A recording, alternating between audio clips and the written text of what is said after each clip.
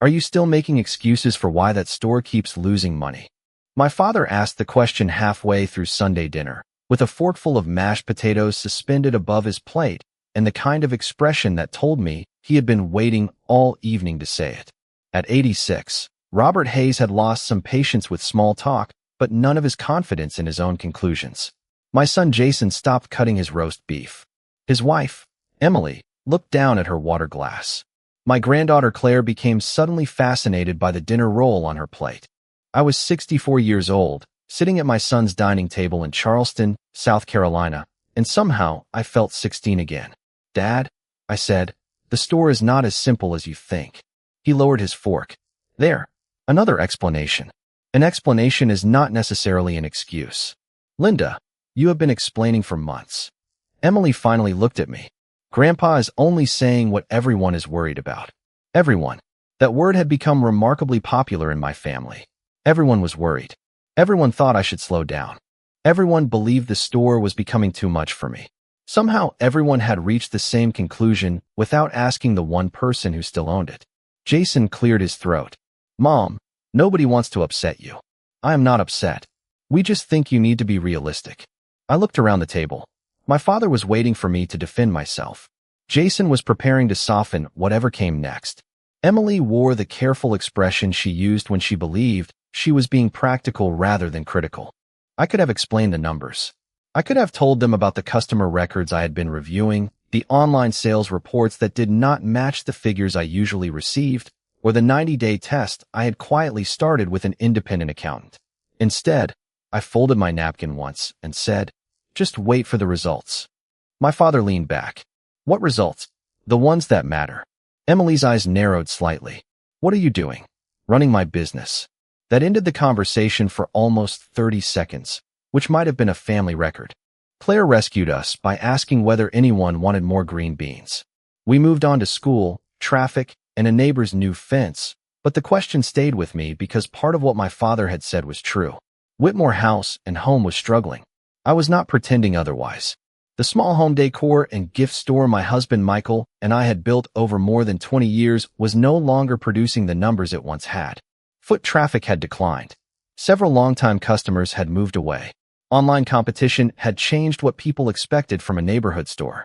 Michael had understood the business better than anyone I knew, and after he died 3 years earlier, I discovered how many decisions he had made without ever announcing that he was making them.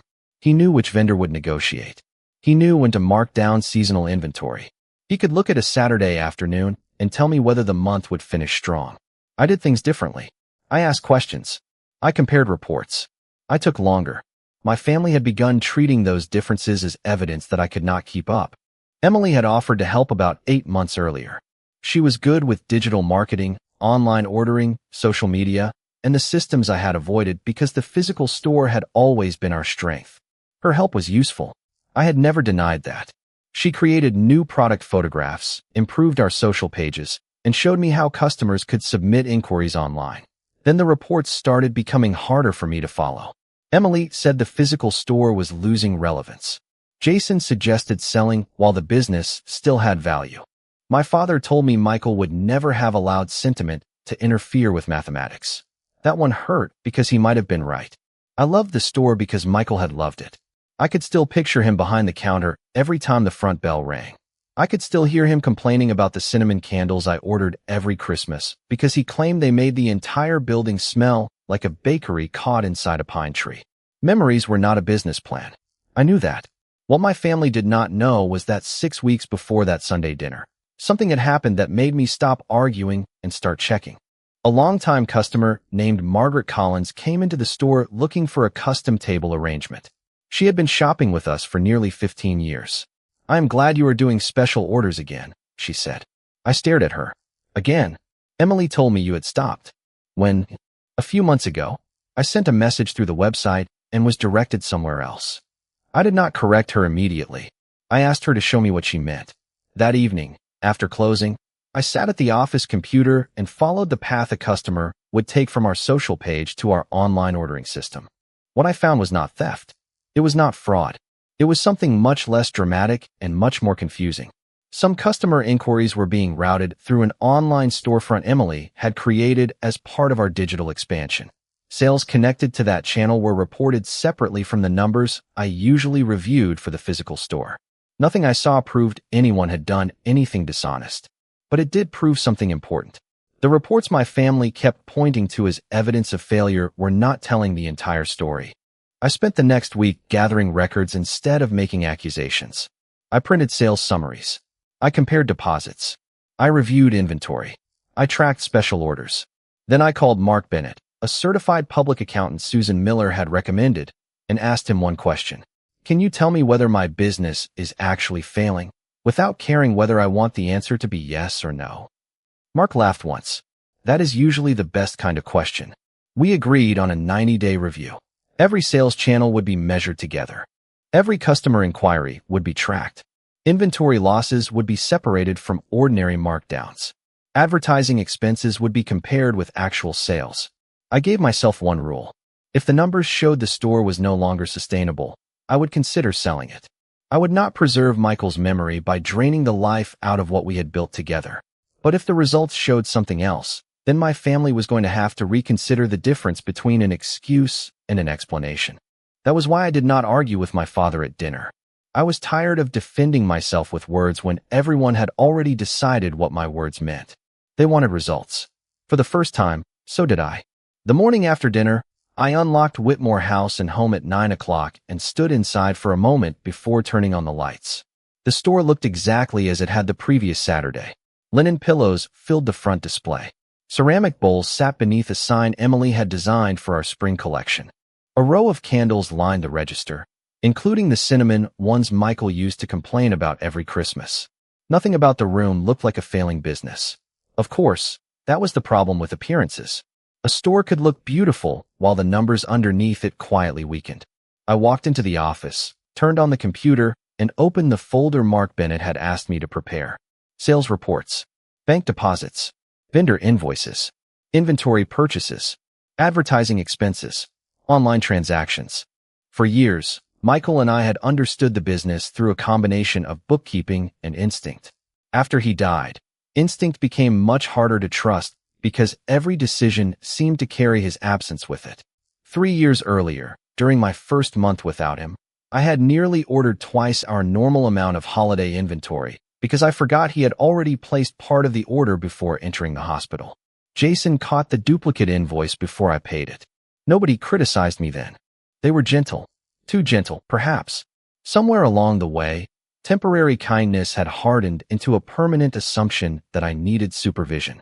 Emily entered the store shortly after 10, carrying 2 coffees. I thought you might need this. Thank you. She placed mine beside the register. Jason said dinner got uncomfortable. Your husband has a gift for understatement. She smiled. Grandpa Robert can be direct. My father has been direct since Eisenhower was president. Emily laughed. And for a moment we were simply 2 women who had known each other for 16 years. That was what made the situation difficult. I did not dislike my daughter-in-law. She had helped me through some of the worst months after Michael died. She brought groceries when I forgot to shop. She drove me to a vendor show in Atlanta because I did not want to make the trip alone. When Claire was younger, Emily often brought her to the store on Saturday afternoons, and the 3 of us would unpack boxes while Claire complained about how boring grown-up businesses were. Emily had earned my trust through years of ordinary kindness. That was why I had said yes when she offered to modernize the store. You know I am not trying to push you out, she said. I looked at her. Why would you say that? Because of last night. Nobody mentioned pushing me out. No, but I know how you get when people question the store. I took a sip of coffee. How do I get? She hesitated. Defensive. The word was not cruel. That made it harder to dismiss. Maybe I do. Jason and I just do not want you pouring money into something because it reminds you of Michael. How much money do you think I am pouring into it? I do not know exactly. Then how do you know I am? Emily looked toward the front window. Because sales are down. Physical sales are down. That is most of the business. Is it? She looked back at me.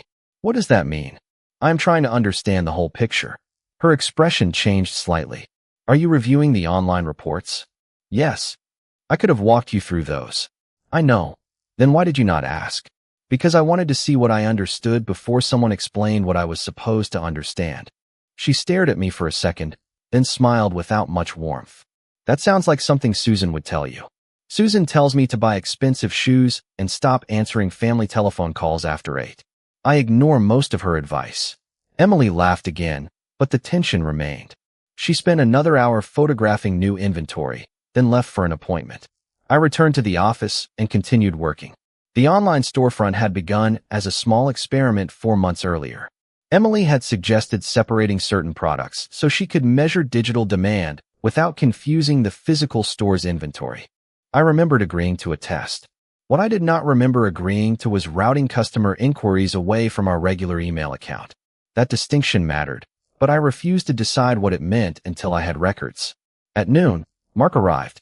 He was 51, wore reading glasses on a cord around his neck, and had the calm manner of a man who preferred spreadsheets to opinions. We spent nearly 3 hours going through the systems. Your bookkeeping is not terrible, he said. That sounds like a compliment designed by an accountant. It is. He showed me that the physical store had indeed weakened over the previous year. Foot traffic was down roughly 18% compared with the same period the year before. Several inventory categories were turning too slowly. Advertising expenses had increased without a clear way to measure which campaigns produced sales. Emily had been right about those things. So my family is right, I said. About what? The business is failing. Mark shook his head. I did not say that. You just showed me sales are down. I showed you one channel is down.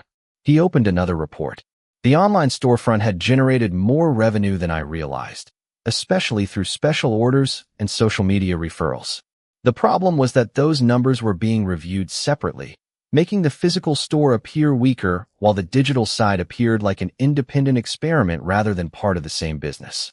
Can you combine them? I asked. Yes, but first I want to verify how payments, inventory, and expenses are being assigned. Why? Because revenue means very little if we do not know what it costs to produce. That was exactly the kind of answer I wanted. No reassurance. No family history. Just measurement. Over the next 2 weeks, Mark and I established a baseline. Every sale went into one consolidated report. Every online inquiry received a tracking source. We separated old inventory from current merchandise.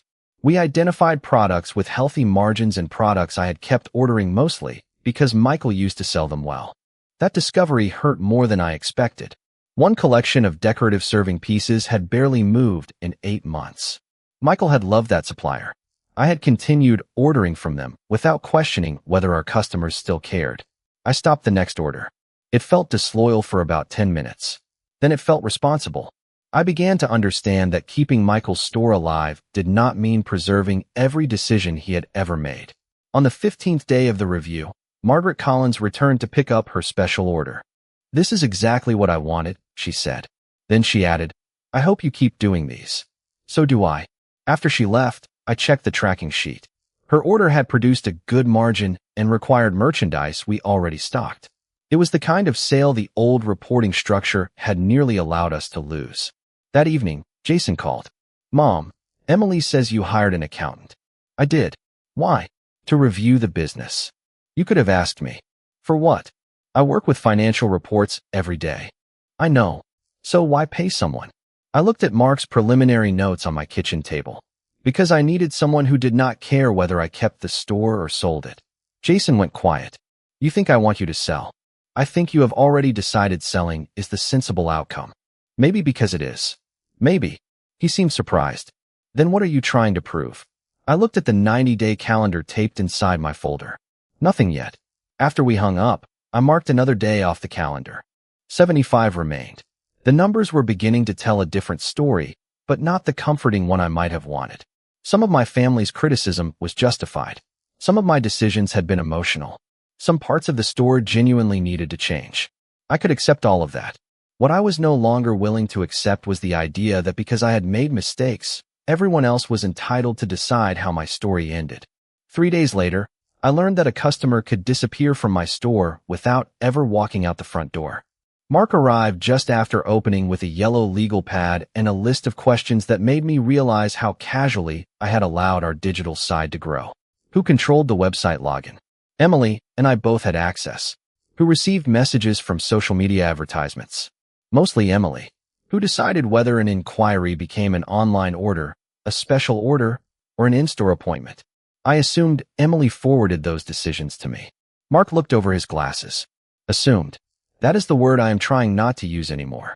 We started with customer inquiries from the previous 4 months. The first 10 were ordinary.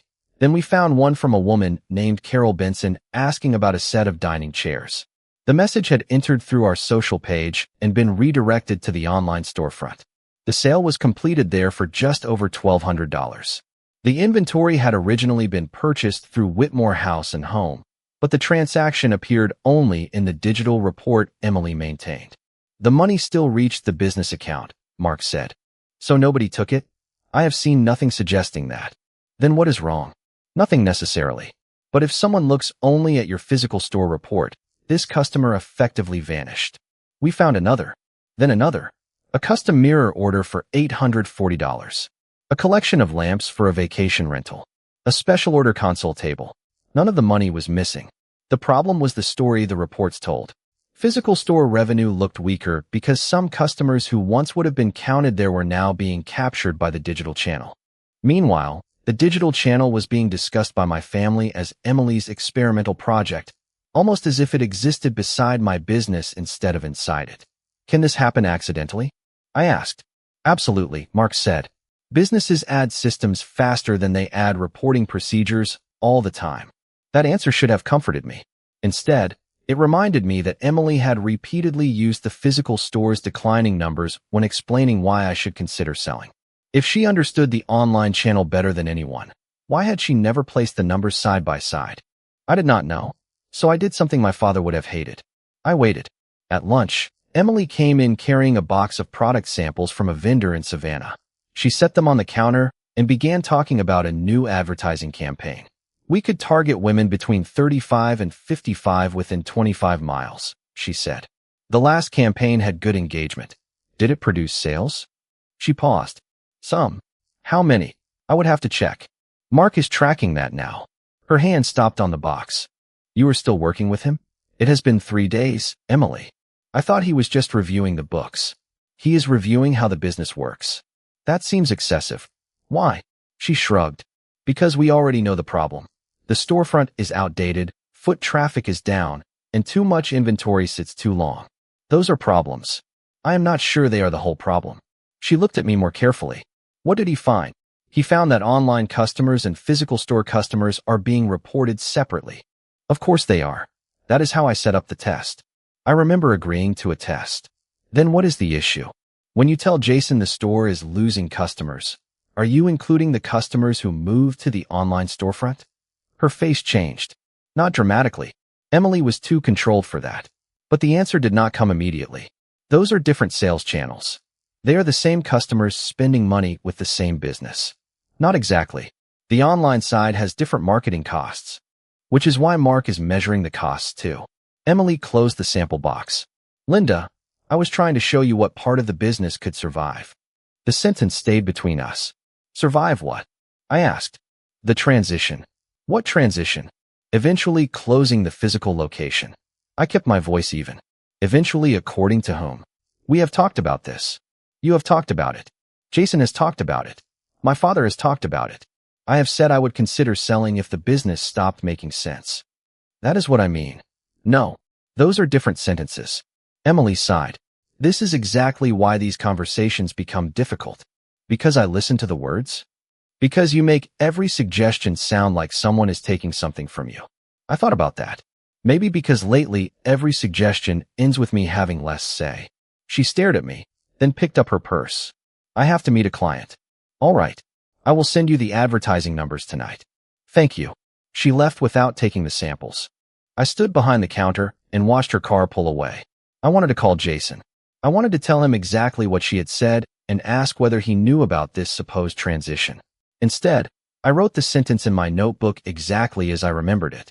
I was learning that memory becomes much more useful when you stop asking it to carry everything alone. The following morning, Mark and I reviewed the advertising figures Emily had sent. She had been right again about something important. The digital campaigns were producing customers at a reasonable cost. In fact, Two campaigns had performed better than anything I had tried through local print advertising. Do not throw out a good system because you dislike how it was explained, Mark said. I was not planning to. You were making that face. What face? The face people make before firing technology. I laughed. Michael used to say I made that face whenever he mentioned changing the cash register. We kept the campaigns. We changed the reporting. From that day forward, every sale appeared in one master report with its source identified beside it. Online, walk-in, special order, referral, social media, repeat customer. For the first time, I could see customers moving through the business instead of disappearing between categories. By the end of the second week, the picture was becoming clearer. The physical storefront was weaker than it had been 2 years earlier. That was true, but the business as a whole had retained more customers than the family conversation suggested. Some had simply changed how they bought from us. The store did not need nostalgia. It needed integration. On Friday afternoon, my father called. Jason tells me you hired some accountant to prove everybody wrong. That is not why I hired him. Then why? To find out what is true. You always did like taking the long road. Sometimes the long road is where the missing information is. He made the little sound he used when he thought I was being difficult. Your mother would have told you when it was time to let something go. My mother had been gone 12 years, which made her remarkably convenient in arguments because she could no longer correct anyone quoting her. Maybe she would have, I said, but she would have let me decide what something was before asking me to let it go. Dad became quiet. We ended the call politely. I stayed at the store until nearly 7 that evening, reviewing customer records from the previous year. Near the bottom of an old email chain, I found a message from a local interior designer asking whether I had made a decision about the possible transfer. I read it twice. I had no idea what transfer she meant. I searched the name attached to the conversation and found another message from 3 weeks earlier. It mentioned a local buyer, a preliminary valuation, and one sentence that made me sit completely still. Jason and Emily believe Linda will be ready to discuss an exit once the numbers are clear. I had been spending 2 weeks trying to determine whether my business was failing. Apparently, someone else had already started discussing what would happen after I left it. I did not call Jason or Emily that night. The sentence in the email was enough to make me angry, but anger was not information, and I had spent too many weeks listening to people turn assumptions into conclusions. I printed the message, placed it in my folder, and drove home. The next morning, I called the interior designer who had written it. Her name was Allison Grant, and Michael and I had known her professionally for years. Allison, this is Linda Whitmore. Linda, hello. How are you? I am fine. I am calling about an email you sent regarding a possible transfer of Whitmore House and Home. There was a pause. I hope I did not step into something private. That depends on what you were told. She hesitated again. I heard you might be considering retirement. From whom? Jason mentioned it first. Emily and I talked about it later. I sat at my kitchen table and wrote both names on my legal pad. Did either of them tell you I had decided to sell? Not exactly. They said you were reviewing the numbers and would probably be ready to discuss options once you saw them. What options? There is a local group interested in small established retail businesses. One of their partners asked whether your store might become available. Did they make an offer? Nothing formal. There was a preliminary conversation about valuation. Did anyone provide financial records? Not that I know of. Did anyone represent themselves as authorized to negotiate for me? No. Linda, I honestly thought you knew. Her concern sounded genuine. I believe you. I am sorry. You do not need to apologize for asking a question based on what you were told. After we ended the call, I sat without moving for several minutes. Nobody had sold my business. Nobody had signed my name. Nobody had taken money. There was no dramatic crime hiding inside the paperwork. There was something more familiar. My family had begun planning around a decision I had not made. That afternoon, Mark arrived for our scheduled review.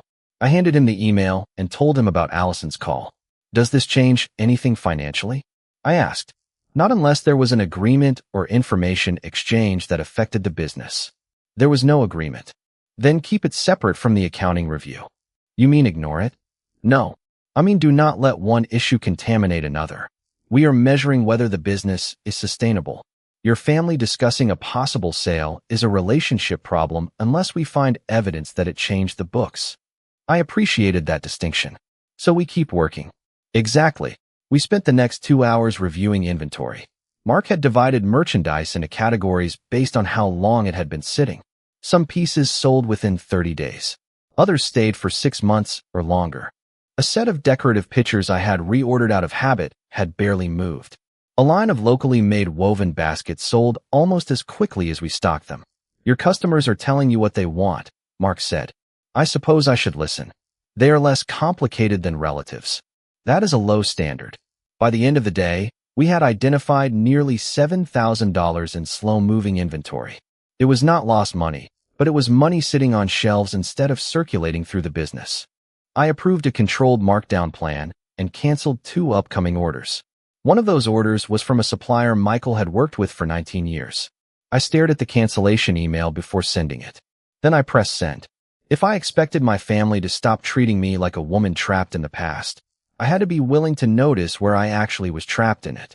2 days later, Emily came into the store and immediately noticed the markdown display. You discounted the Beaumont collection? Yes. Michael loved that line. Michael is not here to buy it. She looked at me, startled. I did not mean it like that. Neither did I. I straightened a price card. It has not sold well in months. I suggested reducing it last fall. You did. And you said no. I was wrong. That seemed to leave her with nowhere to go. Mark convinced you? The numbers convinced me. She walked around the display. That is all I have been trying to tell you. Not all. Emily looked at me. I took Allison's email from beneath the counter and placed it between us. Emily read it. Her shoulders became rigid. Where did you get this? It was in an old email chain. Linda, this is not what it looks like. Then tell me what it is. Jason knew someone who knew a buyer. We were discussing possibilities. For my business. For a business you have repeatedly said you might sell someday. Someday is not authorization. Nobody claimed it was. Allison believed I was preparing to retire. We thought you were. Why? Emily set the paper down. Because every conversation ended in the same place. You were tired. Sales were declining. You complained about staffing. You said you did not know how long you wanted to keep doing this. Those things are true. Then what exactly did we misunderstand? You misunderstood uncertainty as a decision. She crossed her arms. We were planning ahead. Ahead of whom? Linda, nobody was trying to take the store from you. I did not say anyone was. That is how you are making it sound. No, I am saying you discussed my exit with potential buyers before discussing it with me. There was no offer. That does not answer the question. Her voice tightened. What question? Why did a buyer know I might be leaving before I knew you were talking about me leaving? Emily looked toward the front door. There were no customers inside. Because Jason and I thought having information would help when you were ready. Then you could have gathered information with me. You would have said no. The answer came too quickly. We both heard it. So you did not ask because you already knew my answer.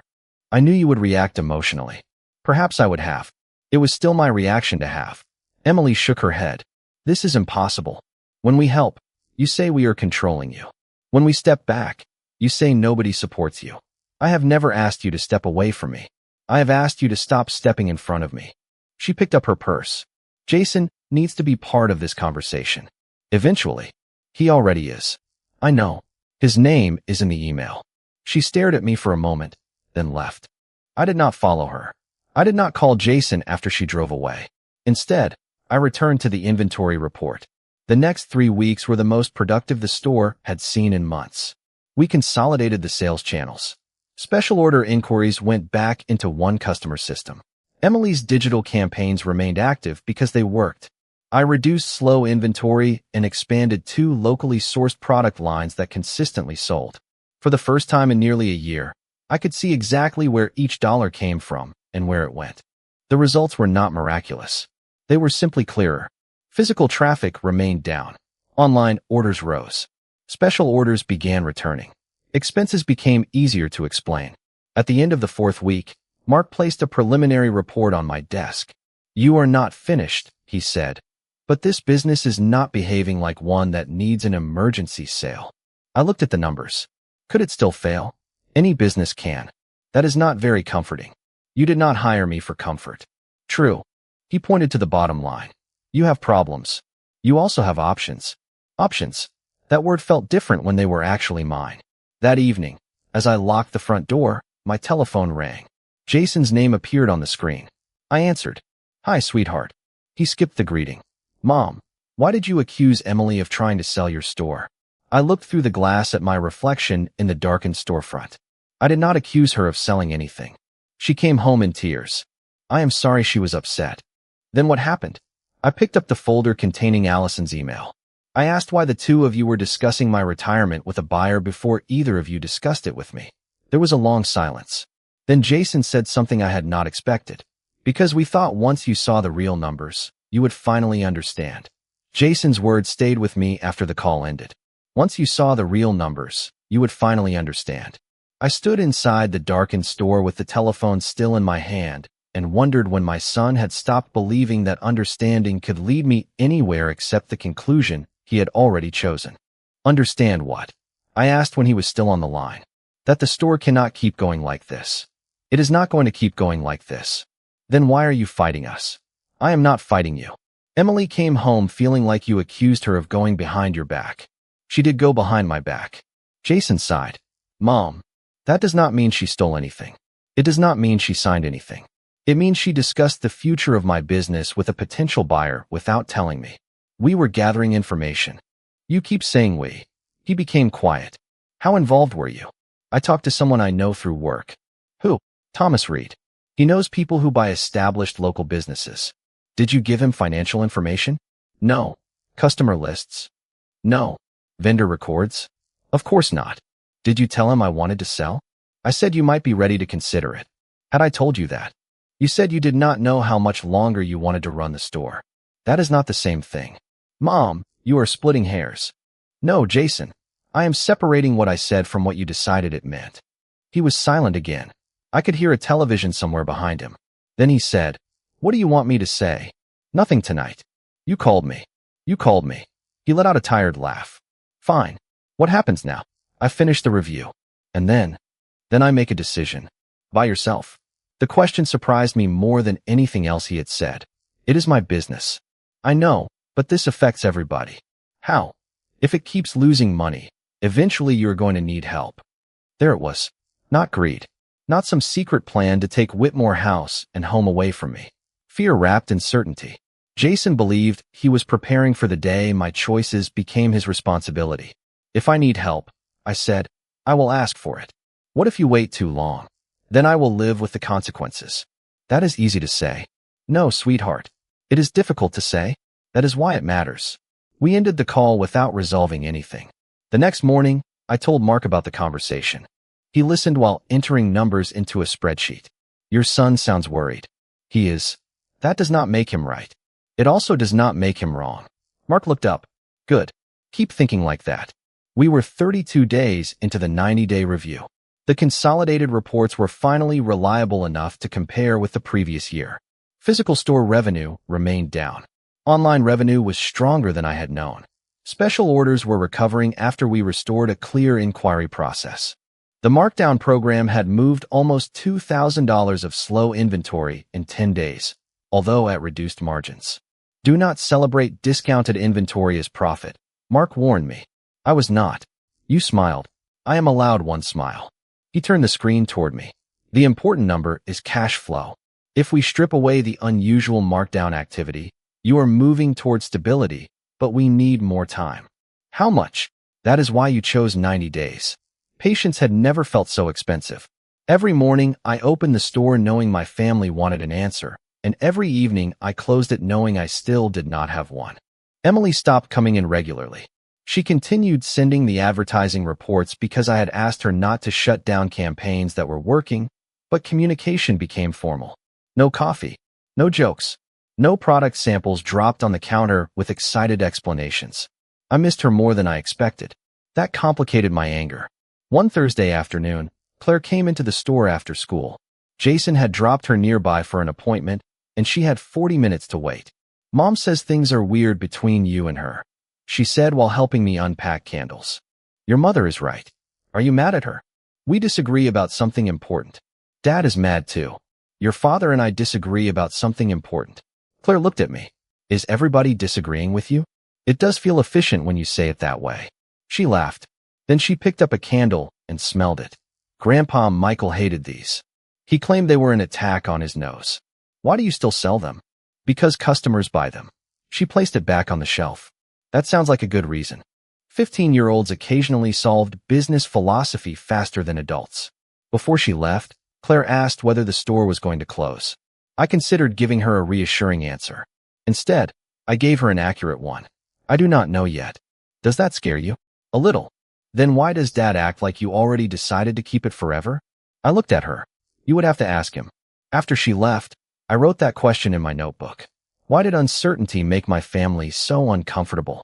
2 days later, Mark and I met before opening to establish the remaining rules for the review.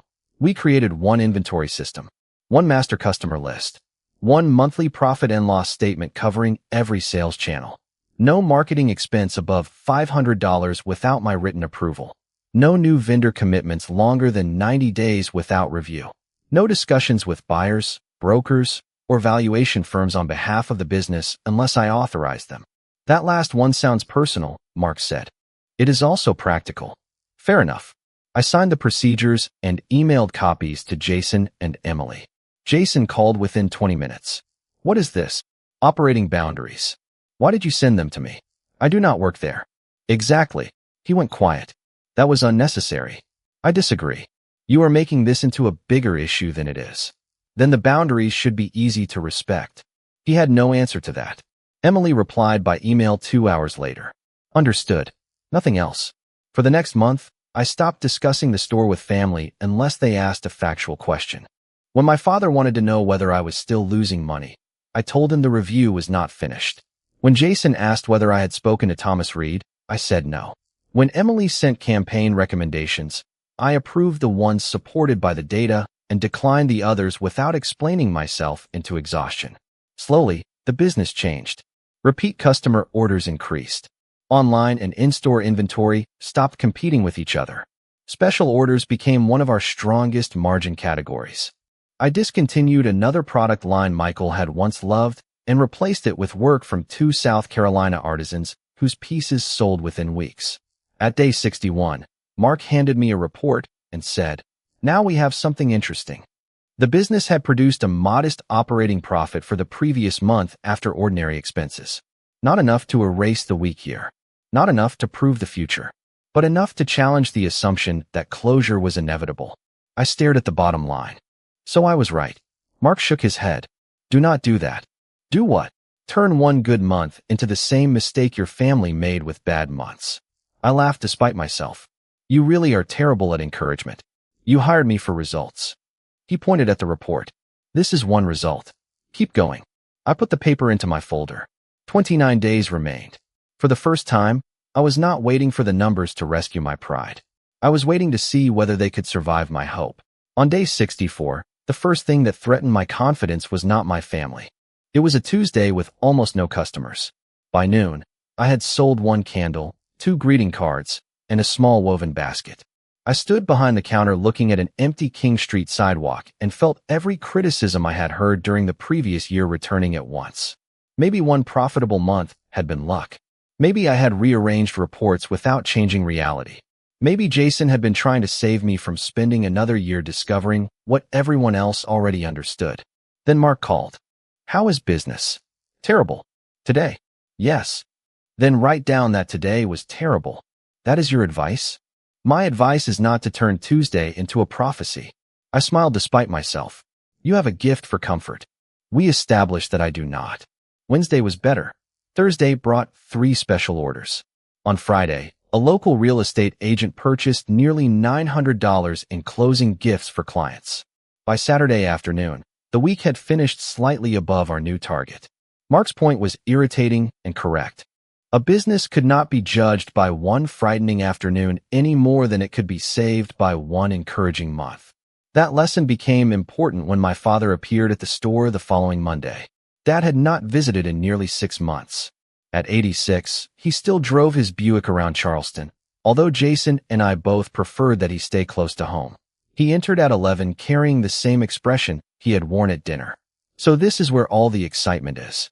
I would hardly call accounting exciting. He looked around. Seems quiet. It is Monday morning. Your mother used to say a good business should be busy whenever the doors are open. Mom sold cosmetics at a department store for 9 months in 1968. Dad ignored that. He walked slowly toward a display of locally made pottery. Jason says you are angry with him. Jason and I disagree. Same thing in this family. Apparently. Dad turned toward me. He is worried about you. I know. Emily too. I know that too. Then why are you making this so difficult? I leaned against the counter. Dad, when you retired from the construction company, did Grandpa tell you which equipment to sell? He was dead by then. If he had been alive, would you have let him decide? Dad frowned. That was different. Why? Because I knew my business. I waited. He understood before I said anything. You think we treat you like you do not know yours. I think you decided I was confused before checking whether the information I had been given was complete. Your numbers were bad. Some were. And now, some are better. So you proved us wrong. No. That answer surprised him. Then what are we arguing about? I'm trying to find out whether the business can support itself without me pretending the weak parts are strong. I have already discovered decisions I made badly. I kept inventory because Michael liked it. I spent money on advertising I could not measure. I let reporting systems become fragmented because I trusted other people to understand them for me. Dad studied me. Sounds like mistakes. They were. Then Jason had a point. He did. Dad seemed almost disappointed that I agreed. But having a point is not the same as having authority. He looked away. You always were stubborn. I learned from a professional. That made him laugh. For the first time since Sunday dinner, the tension between us loosened. He purchased one of the woven baskets for $28, complained about the price, and left with it anyway. That afternoon, Emily sent me a campaign proposal. She had identified customers who had previously purchased special order home accessories and suggested a targeted email promotion. The projected cost was only $180. I approved it. 5 minutes later, she called. You approved it? Yes. I thought you were reviewing everything I recommend. I am. That was fast. Because the previous campaign produced enough sales to justify another test. She was quiet. Okay. Emily, I never said your work was bad. You made me feel like you did. Then I am sorry for that. Another pause. Thank you. I could have stopped there, but there was something I needed to say. Being good at something does not give you the right to make decisions I have not given you. Her voice cooled slightly. I know. Do you? Yes, Linda. I understand. Good. But you should understand something too. I am listening. When Michael died, Jason was terrified you would lose the store because you were grieving. He asked me to help because he did not know how. I sat down behind the counter. He asked you. Yes. Before you offered? A few weeks before. That changed the shape of a memory I had carried for 3 years. I remembered Emily arriving at my house with groceries, spreadsheets, and a list of passwords I needed to organize. I had believed she simply saw what needed doing. Apparently, Jason had been standing behind some of that help. Why did nobody tell me?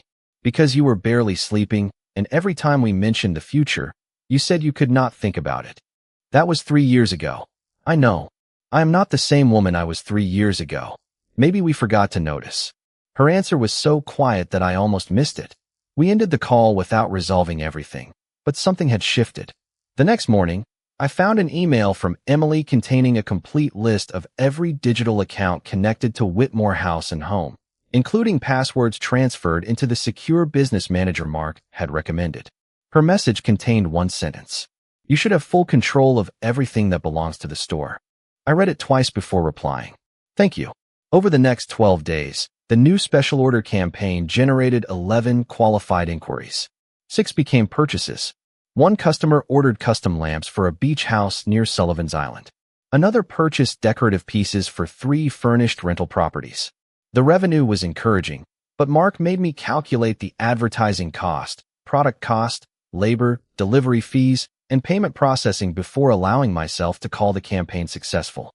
It still was. Now you can smile, he said. Permission appreciated. On day 78, Mark showed me the rolling numbers. Operating expenses had fallen. Gross margins had improved. Digital and physical sales were no longer competing on paper.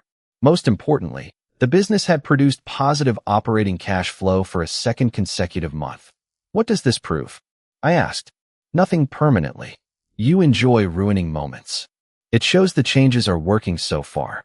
Could I keep the store? That is becoming a reasonable option. I had waited more than 2 months to hear those words, yet my first emotion was not triumph. It was responsibility. Keeping the store would no longer mean defending Michael's memory. It would mean accepting the work required to make it viable without him. That evening, Jason invited me to dinner the following Sunday. "Grandpa will be here," he said. "Emily too, obviously." "Obviously. Can we try to have one meal where nobody discusses the store?" "I would love that." Then he added, "Unless you finally have something worth telling us." I looked at the calendar on my desk. 12 days remained in the review. "Not yet." Jason groaned. "Mom, you are enjoying this." "A little." After we hung up, I marked day 78 complete. 12 days. For weeks, my family had been waiting for me to admit that they had been right. I had been waiting for numbers strong enough to prove they were wrong. Somewhere along the way, I had stopped needing either outcome. I wanted something better than winning. I wanted the truth to be useful.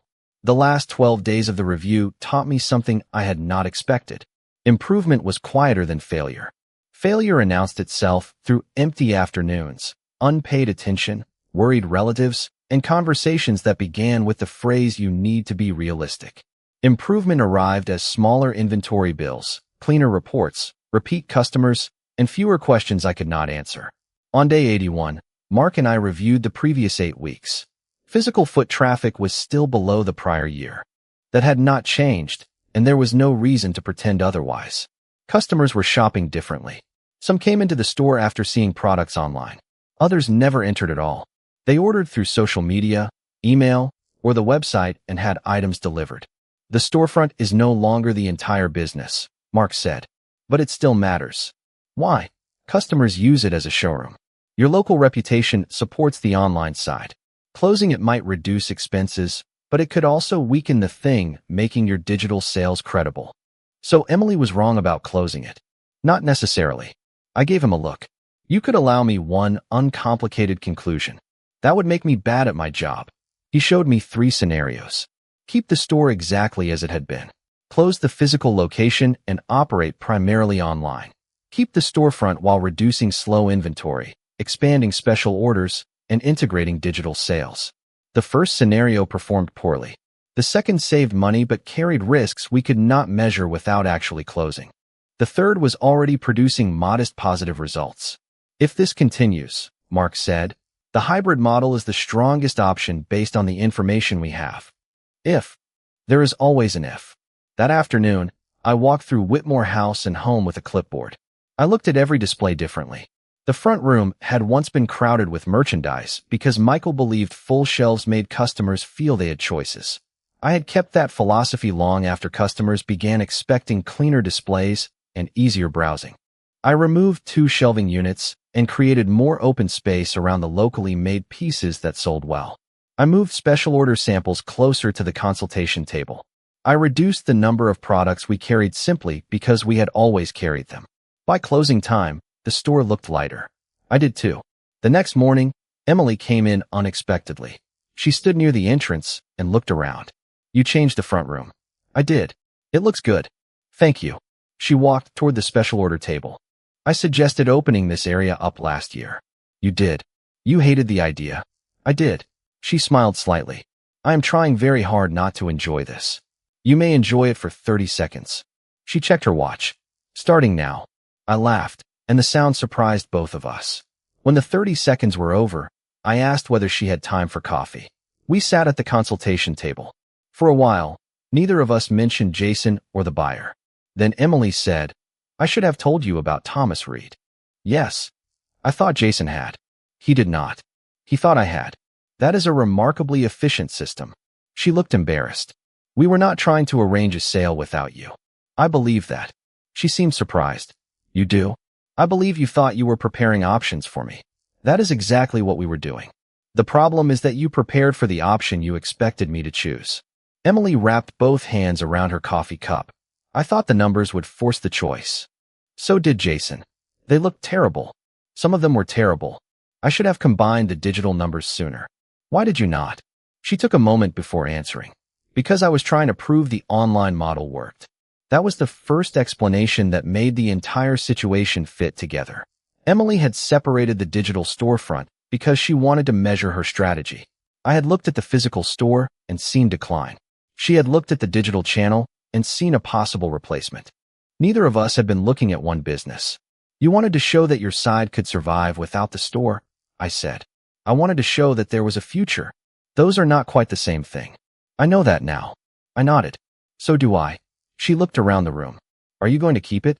I have 9 days left. You really are waiting the full 90. I paid Mark. I intend to get every day I bought. Emily laughed. Before leaving, she asked whether I wanted help photographing the redesigned displays. I said yes. That decision felt important, not because I needed her permission or because everything between us had been repaired, but because boundaries were not the same thing as exile. Emily had crossed a line. I could move the line back into place without pretending she had never contributed anything valuable. 3 days later, Jason stopped by during his lunch break. He looked at the new layout, then at me. Emily says you two are talking again. We never stopped talking. You know what I mean. Yes. He put his hands in his pockets. She told me she apologized. She did. Are you still angry with me? A little. Fair. I waited. I should have told you about Thomas, he said. Yes. I honestly thought we were helping. I know. That does not sound like forgiveness. It sounds like understanding. Forgiveness takes longer. He nodded. What do the numbers say? Ask me in 6 days. You are impossible. Apparently hereditary. He smiled. Grandpa asked me yesterday whether you had finally admitted defeat. What did you tell him? I told him I had learned not to answer questions about your store. Smart boy. On day 87, Mark found the problem that kept our final report from becoming too convenient. Delivery expenses had increased faster than we realized. Online growth meant more local deliveries and more packaging costs. Once those were assigned correctly, our profit was lower than the preliminary report suggested. I stared at the revised figure. How much lower? Enough that you need to pay attention. Not enough to erase the profit. So we are still positive? Modestly. I felt disappointment before relief. I wanted the final numbers to be stronger. Why? Because I have spent 3 months telling people to wait. Then perhaps it is useful that the answer is not dramatic. I looked at him. Explain. You were not trying to prove this is a brilliant business. You were trying to determine whether it is a viable one. He tapped the report. Right now, with the changes you made, it appears viable. That is a different claim. He was right. The store was not suddenly booming. I had not discovered a hidden fortune. Emily had not secretly destroyed a thriving company. Jason had not invented every concern. The truth was less satisfying and more useful. The old way of running Whitmore House and Home was weakening. The new version might work. On day 90, Mark arrived before opening with the completed review in a plain blue folder. We went through every section. Revenue, expenses, inventory turnover, special orders, digital sales, advertising, delivery costs, cash flow. The final page contained his conclusion. Under the revised operating model, the business had produced positive operating cash flow for 2 consecutive full months, with improving inventory efficiency and measurable customer retention. Continued quarterly review was recommended. I read it twice. Would you sell? I asked. It is not my business. That is why I am asking. Mark leaned back. If you still wanted to run it, I would not sell because someone told me failure was inevitable. I would keep measuring. I closed the folder. That Sunday, Jason called to confirm dinner. Dad would be there. Emily had invited Claire's friend over earlier, but she would leave before we ate. Roast chicken, potatoes, green beans. Ordinary family food for what I suspected would not be an ordinary conversation. Are you bringing anything? Jason asked.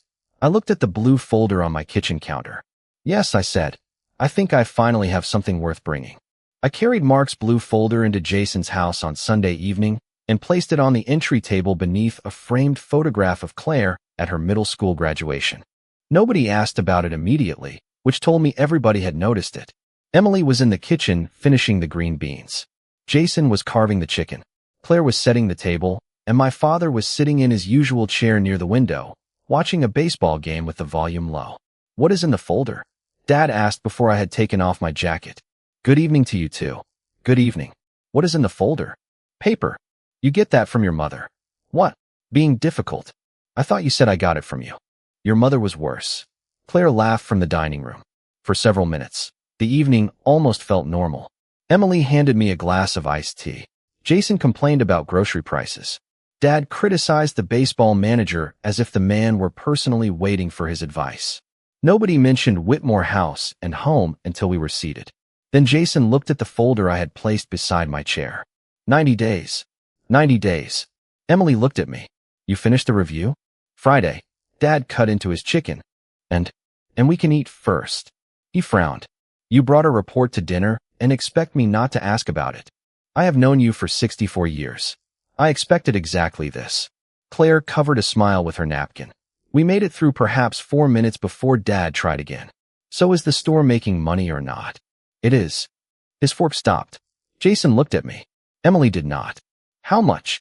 Dad asked. Enough that Mark considers the current model viable, provided I continue monitoring expenses and reviewing performance quarterly. That sounds like accountant language. It is. I paid for it. Jason leaned back. Mom, what does viable mean here? I opened the folder. It means the business produced positive operating cash flow for 2 consecutive full months after ordinary expenses under the revised model. Inventory turnover improved. Special orders increased. Digital sales are now included with the rest of the business instead of being treated like a separate experiment. Emily finally met my eyes. Delivery costs are still high. They are. Mark caught that before the final report. And foot traffic? Still down from last year. Dad looked confused. Then how is the store doing better? Because people do not have to walk through the front door to be customers. Emily almost smiled. I have been saying that for a year. Yes, you have. Dad looked between us. Then Emily was right. About some things. I turned to her. The digital strategy works. The targeted campaigns work. Some customers prefer ordering online. The store needed to change. Emily nodded slowly. Jason looked relieved, as though he thought the difficult part had passed. It had not. I was wrong about some things too, I continued. I kept product lines because Michael liked them even after customers stopped buying them. I spent money on advertising without measuring what it produced. I resisted changing the layout. I allowed separate reporting systems because I did not understand them well enough to question them. Dad pointed his fork toward me. That is what we were trying to tell you. Some of it. Then why have we spent 3 months arguing? Because you did not stop at telling me the business needed to change. The table became quiet. I removed 3 pages from the folder. You started planning what would happen when I left it. Jason looked down. Emily placed her fork beside her plate. Claire looked from one adult to another. I immediately regretted having this conversation in front of her, but she already knew enough to understand that something had happened. Jason, I said, you contacted Thomas Reed. We already discussed that. We did. I am not bringing it up to embarrass you. I am bringing it up because Dad deserves to understand why this became more than an argument about sales. I placed Allison Grant's email on the table. Dad adjusted his glasses. What is this? A conversation about a possible buyer. He read the relevant sentence, then looked at Jason. You were selling her store? No, Jason said immediately. Nobody was selling anything. Then why is there a buyer? Because I asked what options might exist if Mom decided to retire. Dad looked at me. Did you ask him to? No. Jason rubbed his forehead. There was no offer. There was no contract. I did not share private financial information. I talked to someone I knew because I thought Mom would eventually need options. Dad looked at Emily. And you knew? Yes. Did Linda? Emily answered quietly. Not at first. Dad put the email down. For once, he had nothing immediate to say. I looked at Jason. I believe you thought you were helping me. He nodded. I did. I believe Emily thought she was helping too. Emily's eyes remained on the table. But you both made the same mistake. You treated your prediction as if it were my decision. Jason started to respond, but I raised my hand. I am not finished. He stopped. The numbers did not prove I was right about everything. They proved I was wrong about several things. That matters to me. What also matters is that being wrong about inventory, advertising, or store layout did not transfer ownership of my decisions to anyone else. Dad looked at me. Nobody said it did. You asked me whether I was making excuses before the review was even finished. Because every time we brought up the problems, you had an explanation. Some explanations were excuses. Some were facts. I needed time to learn the difference. Emily spoke for the first time in several minutes. I should have combined the online reporting sooner. Yes. I was focused on proving the digital side could work. I know that now. She looked at Jason. And I should have told Linda about Thomas as soon as you contacted him. Jason nodded. I should have told her before I contacted him. Dad leaned back. Well, That would have saved everybody a great deal of trouble. I looked at him. Including you. What did I do? Claire whispered, Grandpa. He glanced at her. What? She smiled into her plate. I opened the final report and slid it toward Dad. You decided I was protecting Michael's memory instead of running a business. Were you? I considered the question. Sometimes. His eyebrows lifted. Then I was right. Partly. I will take partly. But you were wrong to assume grief made every decision I disagreed with irrational. He looked at the report without speaking. Michael mattered to that store, I continued. He still does. But keeping the business does not mean I am pretending he is coming back. I canceled suppliers he loved. I changed displays he designed. I discontinued products we sold for years. I did those things because the business belongs to the present, even if its history belongs to both of us. Dad slowly nodded. Jason reached for the report. So what are you going to do? Keep the store for now. His expression tightened slightly. For how long? As long as the numbers support it and I still want to run it. And if they stop supporting it, then I will consider selling. Emily asked, Are you keeping the digital side? Absolutely. She looked surprised. Even after everything? Good ideas do not become bad because boundaries were crossed. That was the first moment Emily looked close to tears, though she blinked and smiled instead. I can help transition everything to the new reporting system. You already have. Mark says the account access is organized correctly now. Do you want me involved going forward? I thought before answering. In marketing, when we agree on the scope, not in ownership decisions, buyer conversations, or financial commitments unless I specifically ask. That is fair. Jason looked at me. What about me? Come visit. Buy something. Claire laughed. Jason did too. Even Dad smiled. No discount. Jason asked. Family pays full price. You have caused enough administrative expense. The tension loosened, but I was not ready to pretend everything had been repaired by one dinner. Trust did not work that way. I closed the folder and returned it beside my chair. Dad stared at his plate for a moment, then said, Linda. Yes. I may have been too quick. Coming from my father, that was nearly a formal apology. You were. He frowned. You could let me finish. Sorry. He pointed at me. That right there is why people argue with you. Hereditary, Jason said. This time all of us laughed. Later, while Emily and Claire cleared the table, Jason walked me to the entryway. He touched the blue folder. I really did think the numbers would make the decision obvious. They did. What do you mean? I picked up my jacket. They made it obvious that the business needed to change. But not that you needed to leave. Exactly. He looked toward the dining room where Dad was still reading Mark's report as if searching for a hidden mistake. I am sorry, Mom. I know. Are we okay? I looked at my son, the same boy who once called me from college because he did not know whether red shirts could go into a load of white laundry. Now a 40-year-old man who had somehow convinced himself he needed to prepare my future before I could. We will be, I said. But next time you think I need options, bring them to me before you bring them to somebody else. Deal. I opened the front door, then heard Dad call from the dining room. Linda, this accountant charges too much. I smiled. He says you are welcome to review his work. Dad muttered something about accountants being thieves with calculators. I stepped outside into the warm Charleston evening carrying the blue folder under my arm. The numbers had answered the business question. The harder question was what my family would do now that helping me required something they had not practiced in a while, trusting me to make a decision they might not have chosen. 3 months after that dinner, I stood behind the counter at Whitmore House and Home and watched Emily photograph a new collection of hand-thrown pottery near the front window. She had arrived at 9 with coffee, a camera, and a printed campaign plan that listed the budget, schedule, and exact products she intended to promote. At the bottom was a line labeled Owner Approval. She had left it blank for me. That small empty space told me more about how far we had come than any apology could have. I reviewed the plan, changed one advertising limit, signed it, and handed it back. Approved, I said. You changed my budget. By $75. I noticed. You will survive. I am documenting this oppression. I smiled and returned to the invoices on my desk. Our relationship was not what it had been before the 90-day review. In some ways, it was better. We were more careful with each other, but we were also clearer. Emily no longer assumed access meant authority. I no longer treated every suggestion from her as an attempt to push me aside. Jason had changed too. He still asked about the store, but his questions sounded different. Instead of asking when I planned to sell, he asked what the quarterly numbers showed. Instead of sending me names of people who might value the business, he sent customers. One Saturday, he walked in with a co-worker who needed a wedding gift and announced, "I was told family pays full price, so I brought someone with actual money." I charged his co-worker full price. I charged Jason for a candle too. He complained all the way to the door. Dad remained dad.